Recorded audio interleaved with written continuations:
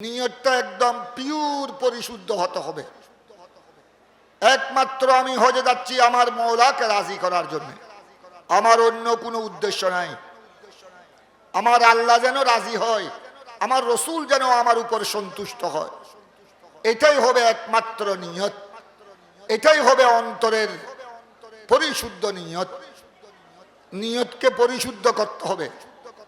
এখানে এমন নিয়ত করতে হবে লা রিয়া ওয়ালা সুমআ ফিহা, ওই নিয়তের মধ্যে লৌকিকতা থাকতে পারবে না। হজ্জে বাইতুল্লাহ এটা যারা সামর্থ্যবান, যারা হজে আসা যাওয়ার সামর্থ্য রাখেন এবং আসা যাওয়ার সময়ে পারিবারিক যাবতীয় খরচ নির্বাহ করার এই সক্ষমতা যাদের রয়েছে, তাদের উপর জীবনে একবার হজ্জে বাইতুল্লাহ সুসম্পন্ন করা নির্দিষ্ট সময়ে, এটা ফরজে আইন, এটা ইসলামের একটি গুরুত্বপূর্ণ স্তম্ভ। হজকে অস্বীকার করলে নামাজ, রোজা, হজ, যাকাত এগুলি ইসলামের মহান স্তম্ভ, ফরজে আইন, এগুলাকে অস্বীকার করলে সাথে সাথে বেঈমান হয়ে যাবে। মুসলমানের কাতারে তার নাম থাকবে না। আর অবহেলা করে সামর্থ্যবান হওয়া সত্ত্বেও হজ না করলে গুনাহে কবিরা হবে, ফাসেক ও ফাজের হয়ে যাবে। এত বড় একটি মহান ইবাদত, ইসলামের অন্যতম নিদর্শন, আপনারা আদায় করার জন্যে, আল্লাহর মেহমান হওয়ার জন্যে, রসুল পাক সাল্লাল্লাহু আলাইহি সাল্লামের রওজায়ে পাকের জিয়ারতের জন্য নিয়ত করেছেন, সেজন্য প্রথমে আপনাদের শুকরিয়া আদায় করছি এবং আমরা দোয়া করছি আল্লাহ যেন আপনাদেরকে সেহত আফিয়ত সুস্থতা দান করেন। কারণ শারীরিক সুস্থতা এটা অনেক বড় নিয়ামত। আর বিশেষ করে হজ হলো, এটা একদিকে ইবাদতে বদনী, আরেকদিকে ইবাদতে মালি। হজ হলো ইবাদতে মুশতারাকা, এখানেও আর্থিক সক্ষমতা লাগবে, আবার শারীরিক সক্ষমতা নেহায়ত জরুরি। তাই সেজন্য শারীরিক সুস্থতা এটা অনেক গুরুত্বপূর্ণ বিষয়। আমরা দোয়া করছি আপনারা যারা আমাদের বাংলাদেশ সহ গোটা পৃথিবীর প্রত্যন্ত অঞ্চল থেকে এই বছর হজ্জে বাইতুল্লাহ আদায়ের যারা নিয়ত করেছেন, সবাইকে সুস্থ শরীরে হজের যাবতীয় আরকান, হাকাম, বিধিবিধান, মক্কায়ে মুকাররমার সফর, মিনা, আরফা, মুজদালিফার সমস্ত কার্যক্রম এবং মদিনায়ে পাকের জিয়ারতের কার্যক্রম সুন্দরভাবে সুসম্পন্ন করার আল্লাহ যেন তৌফিক দান করে। সবাই বলুন আমিন।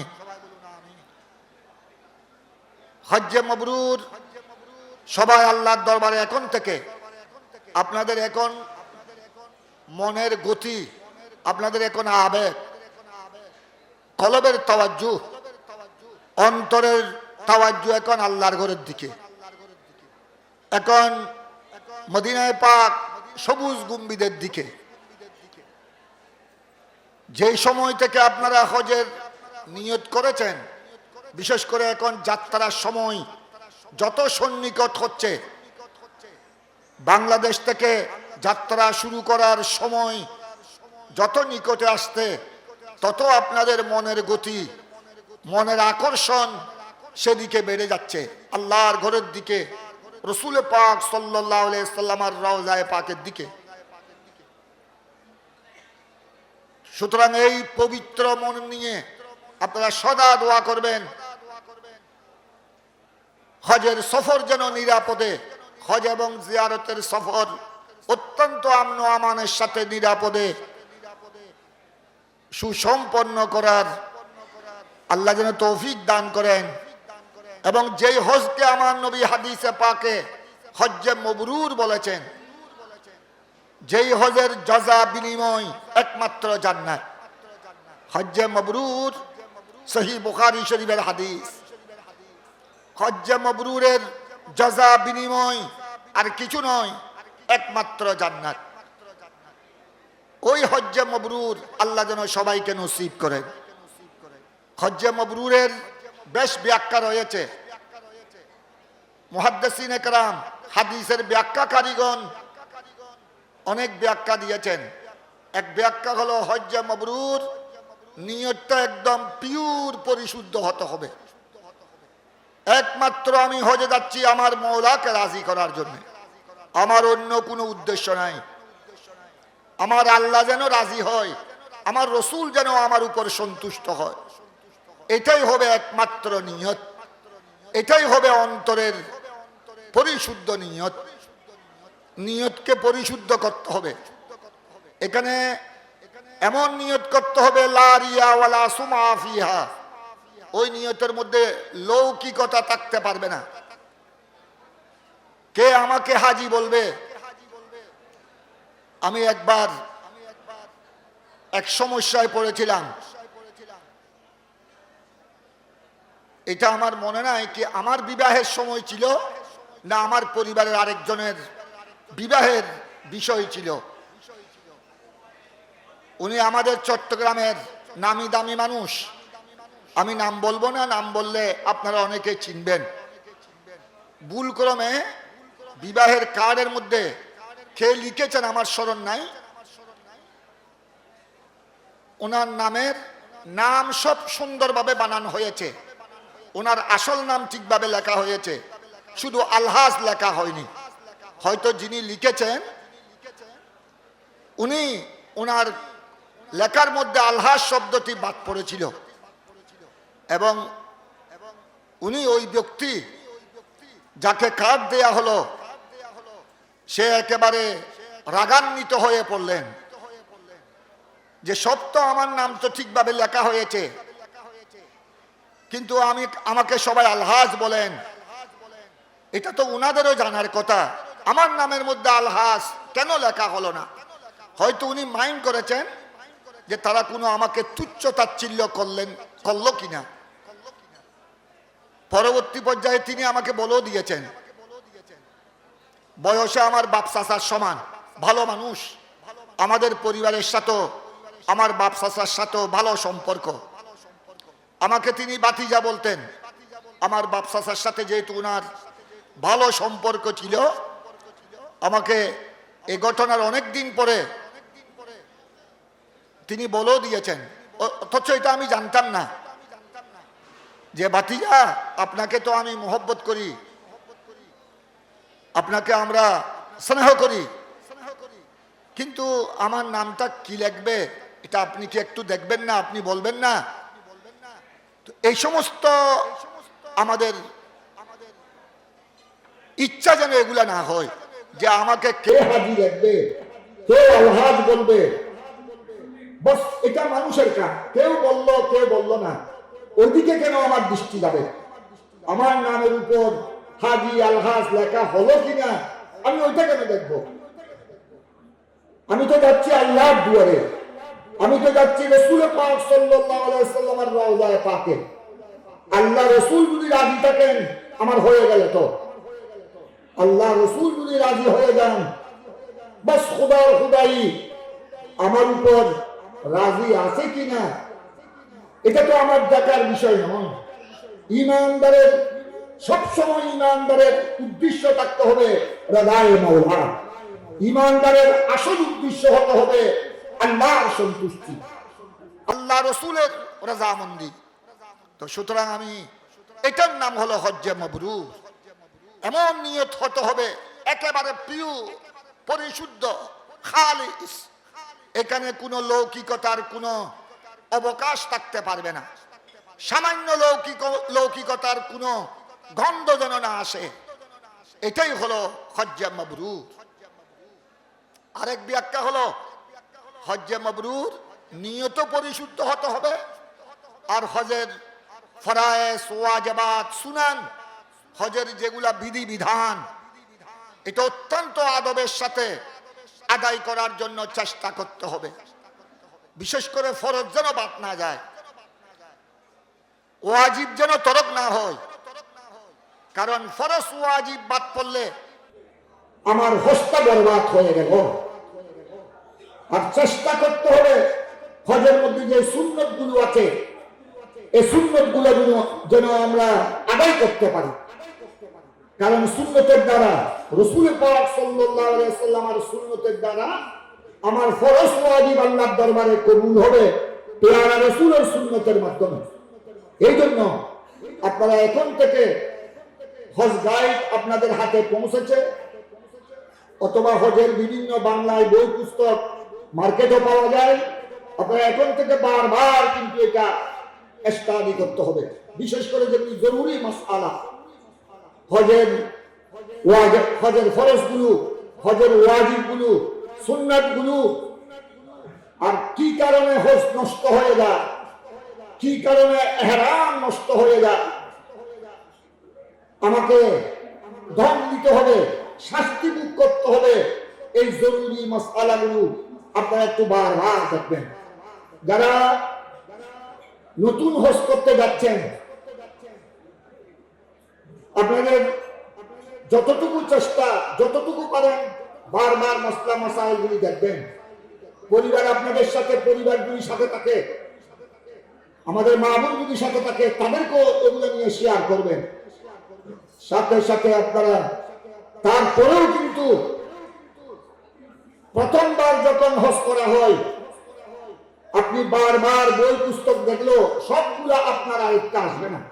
মোটামুটি একটা অভিজ্ঞতা হবে, কিন্তু পুঙ্খানু অভিজ্ঞতা হবে না। তাই আপনাদের প্রতি অনুরোধ, আমাদের উলামায়ে কেরামের বয়ানগুলো শুনবেন, উলামায়ে কেরামের জরুরি মাসআলাগুলো আপনারা একটু অনুধাবন করার চেষ্টা করবেন। আর আপনাদের সাথে যারা মুআল্লিম থাকবেন, যেমন আমাদের রফরফ হজ কাফেলা, রফরফ হজ কাফেলার কর্তৃপক্ষ আমার বাগিনা আমাদের জনাব হাশেম সাহেব, আবুল হাশেম সাহেব, আমার বাগিনা হাসান, দিদারুল হাসান, ওনারা যারা আছেন কর্তৃপক্ষ, ওনারা তো আহলে সুন্নাত ওয়াল জামাতের নিবেদিত প্রাণ, গৌসিয়া কমিটির খেদমতগার। ওনারা আমাদের দৃষ্টিতে, আমরা যতটুকু জানি, ওনারা হাজিদেরকে সুন্দরভাবে হজটা আদায় করার জন্য ওনারা সব সময় সচেষ্ট থাকেন। এই ব্যাপারে ওনাদের আন্তরিকতার অভাব ছিল না, আশা করি থাকবে না। ওনাদের সাথে আমি হজ না করলো, উমরা না করলো, আমি যতটুকু জানি, এবং ওনাদের সাথে যেসব মুআল্লিমিন ওনাদের সাথে আপনাদেরকে গাইড করার জন্যে, হজ জিয়ারতের যাবতীয় মাসলা মাসাইল, বিধি বিধান শিক্ষা দেওয়ার জন্য যারা সাথে থাকবেন, প্রায় অধিকাংশ আমাদের ছাত্র, অধিকাংশ আমাদের উলামায়ে আহলে সুন্নাত, অভিজ্ঞ, পারদর্শী।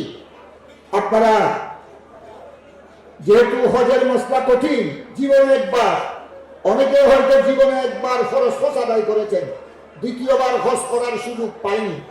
তাই যেহেতু এটা জীবনে একবারের বিষয়, তাই আপনাদেরকে কোনো ব্যাপারে সন্দেহ আসলে, কোনো ব্যাপারে আপনাদের সমস্যা হলে অবশ্যই মুআল্লিমদের দ্বারস্থ হবেন, তাদের থেকে আপনারা মসলা জেনে নেবেন।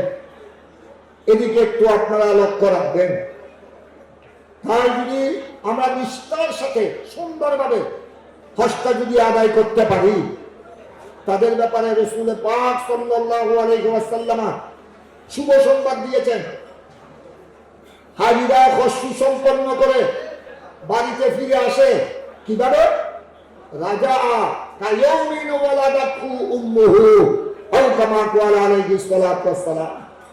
আপনারা হজ করে যখন বাড়িতে ফিরে আসবেন, আমার নবী ইরশাদ করেছেন, হজ্জে মাবরুর যাদের নসিব হয়েছে, অত্যন্ত নিষ্ঠার সাথে যারা হজ করেছে, দুনিয়াবি কোনো স্বার্থ ছিল না, কোনো লৌকিকতা ছিল না, এইভাবে যারা আল্লাহ রসুলকে রাজি করার জন্য হজ করেছেন, তারা ঘরে ফিরে আসবে হজের পর কিভাবে? নবজাত শিশুর মতো। এইমাত্র একটি শিশু, নবজাত শিশু দুনিয়াতে আসলো, মায়ের কুলে জন্মলাভ করলো, ওই নবজাত শিশু যেরকম একদম বেদাগ, গুনাহের কোনো দাগ নাই, একদম নিষ্পাপ হবে। ওই হাজী সাহেব, ওই মুসলিম নরনারী সঠিকভাবে নিষ্ঠার সাথে হজ করে গড়ে এসেছে, একদম নবজাত শিশু নিয়ে গুনাহ থেকে মাসুম, একেবারে নিষ্পাপ। এইভাবে যেন আল্লাহ হজ করার আমাদেরকে, আপনাদেরকে, আমাদের মা বোনদেরকে আল্লাহ যেন তৌফিক দান করে। তো সুতরাং আরেকটি কথা, যারা নতুন হজে যাচ্ছেন প্রথমবার, আপনাদের মনে আমাদেরও এসেছিল, আমি যখন সর্বপ্রথম 1986 হজে যাচ্ছিলাম, 1986 আমার প্রথম হজ, তখন কাফেলা ছিল না। আমি গিয়েছিলাম আমার উস্তাদ গ্রামী শেরে মিল্লাত আল্লামা নঈম ইসা হুজুর, ওনার সাথে গিয়েছিলাম, এবং আমার শ্বশুর ছিলেন আল্লাহ সৈয়দ মাজারুল হক। ওনারা দুজনেই দুনিয়ার থেকে পর্দা করেছেন, আমরা তিনজন একসাথে করেছিলাম। আমি আর আমার শ্বশুর, আমরা নতুন ছিলাম, আমাদের হুজুর আল্লামা নঈম ইসা হুজুর পুরাতন। সেই জন্য আমাদের একটা সাহস ছিল যে হুজুর নঈম ইসা হুজুর আমাদের সাথে আছেন। তো আমাদের তারপরে অন্তরের মধ্যে অনেক সময় অনেক কিছু আসতো, যে মক্কা শরীফ, মদিনা শরীফ আমাদের জন্য নতুন, সেখানে আমরা উত্তর দক্ষিণ চিনি না, কেমনি কি করব। আপনাদের মধ্যে এই সন্দেহটা আসতে পারে, আপনাদের মধ্যে এই সমস্ত, যে ওটা ওখানে গিয়ে আমরা কোথায় যাব, কোন দিকে যাব, মিনা কোথায়, আরফা কোথায়, মুজদালিফা কোথায়, এখানে কোথায় বসবো, আমাদের ওখানে জায়গার বসার জায়গার কোথায় হবে, এই সমস্ত এগুলি কল্পনা আসবে, কল্পনা জগতে কল্পনাগুলো আসবে। তবে আপনাদের প্রতি আমার অনুরোধ, আমার যেটা অভিজ্ঞতা, আমি এসব কল্পনা নিয়ে প্রথমবার যখন হজে গেলাম, তখন তো কাফেলাও ছিল না, আমরা মাত্র একসাথে তিনজন। এখন আমি কিন্তু দেখলাম ওখানে সহি নিয়ত থাকলে, নিয়ত পরিশুদ্ধ থাকলে প্রত্যেক কদমে কদমে আল্লাহ সাহায্য পাওয়া যায়। আপনি কিভাবে হজ আদায় হয়ে যাবে, হজের সমস্ত কার্যক্রম, ফরজ, ওয়াজিব, সুন্নাত কিভাবে আদায় হয়ে যাবে, আপনি মিনা, আরফা, মুজদালিফার ওকুফ, রমিউল জামরাত, তাওয়াফ, তাওয়াফের মধ্যে তাওয়াফে কুদুম আছে, তাওয়াফে জিয়ারত ফরজ তাওয়াফ আছে, তাওয়াফে আল-বিদা বিদায় তাওয়াফ আছে, উমরার তাওয়াফ এটা ফরজ, যখন উমরা করবেন উমরাতে তাওয়াফ করাটা এটা ফরজ। আবার সাফা মারওয়া সাই এটা হজের মধ্যে ওয়াজিব, তাওয়াফ উমরার মধ্যে ওয়াজিব।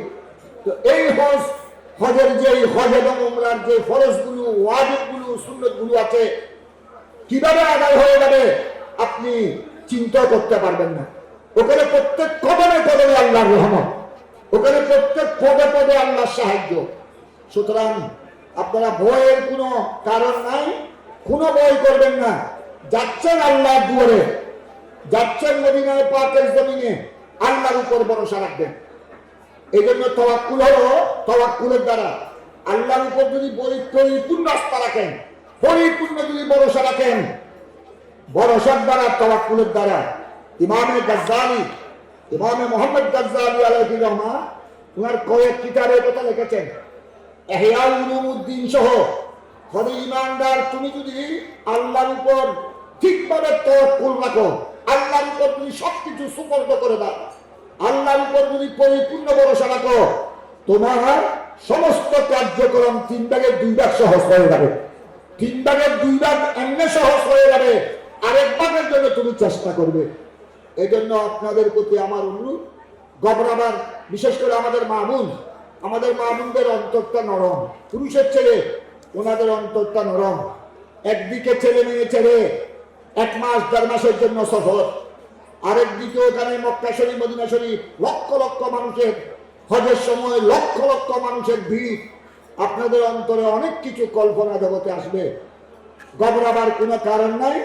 আল্লাহর উপর পরিপূর্ণ আস্থা রাখবেন, ভরসা রাখবেন, নিয়তটা শুদ্ধ করবেন এবং কোনো সন্দেহ আসলে আপনার সাথে যিনি আছেন মোহরেন, তার সাথে শেয়ার করবেন, মুআল্লিমের সাথে যোগাযোগ করে মসলা ক্লিয়ার করবেন।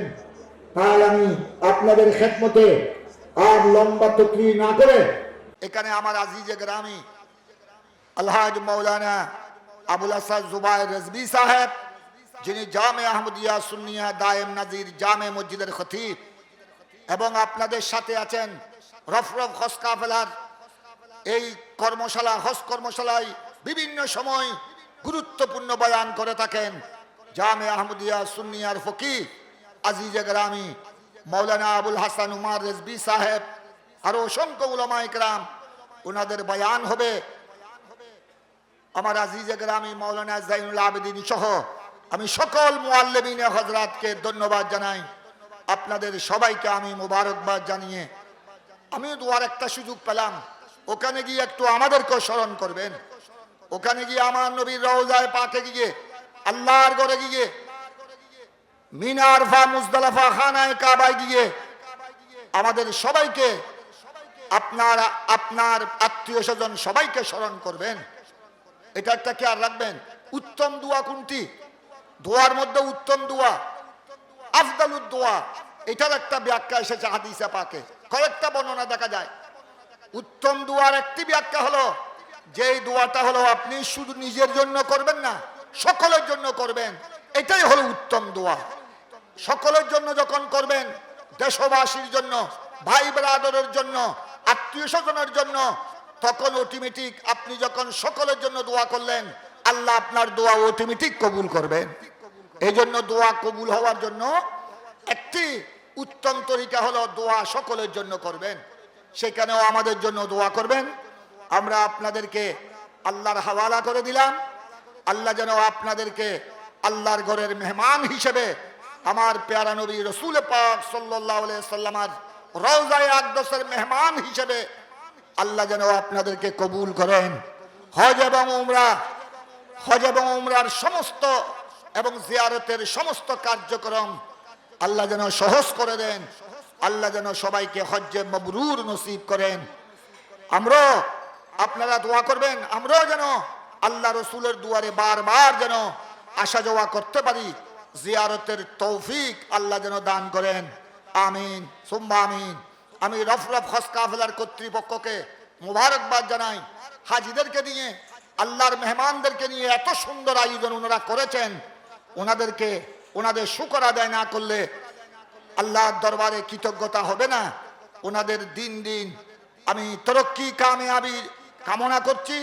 রফরফ হজ কাফেলা যেন আল্লাহর ঘরের মেহমানদের, আমার পেয়ারা নবীর রওজায়ে পাকের মেহমানদের জন্য আরো বিশাল খেদমত যেন আঞ্জাম দিতে পারে। ভবিষ্যতে আরো তরক্কি কামিয়াবি আল্লাহ যেন দান করেন। এই দোয়া করে আমার কথা শেষ করছি। আসসালামু আলাইকুম ওয়া রাহমাতুল্লাহি ওয়া বারাকাতুহু।